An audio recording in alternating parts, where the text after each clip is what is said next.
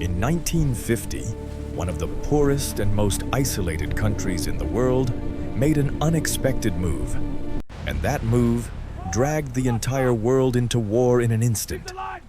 No one believed such a backward army could do something like this. But they did.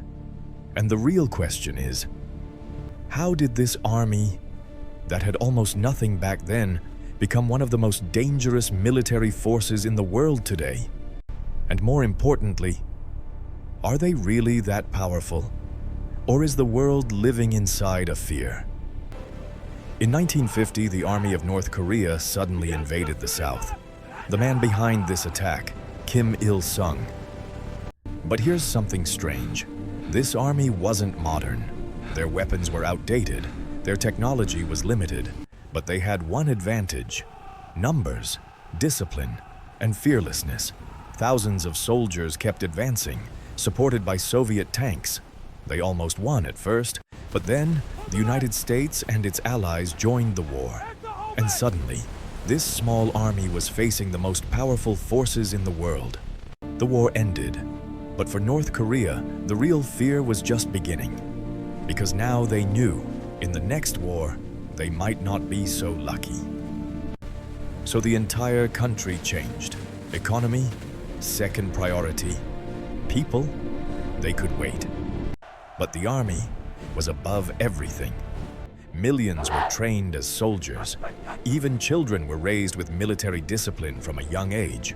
Underground cities were built, shelters, tunnels, secret bases, and slowly, the entire country began to turn into an army. What does that mean? Even an ordinary citizen today could be a soldier tomorrow. The world was evolving. But North Korea made a different choice. Instead of joining the technology race, they focused on one thing: creating fear. And the path they chose was nuclear weapons. Tests began. The world was shocked. Sanctions followed.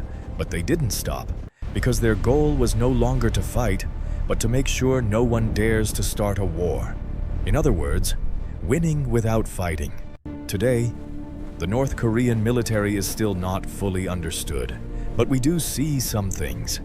And those things are disturbing.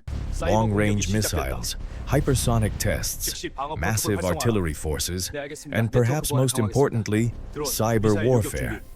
War is no longer fought only with tanks, computers, code, invisible attacks, and they are active in this field too. But here's the critical question. Are they really this advanced, or are they just trying to appear powerful to the world? From the outside, millions of soldiers, nuclear weapons, missiles, but inside, outdated equipment, economic struggles, limited resources. So there are two different realities. One is the power shown to the world, the other is what actually exists, and no one truly knows. Which one is stronger? Now ask yourself this: if a war starts tomorrow, is this army really strong enough to challenge the world? Or is all of this fear just a well-built strategy? And most importantly, if this is a bluff, when the world realizes it, will it be too late? If you want to keep seeing the truth, don't forget to subscribe, because this is just the beginning. In the next video, we're entering an even more dangerous scenario.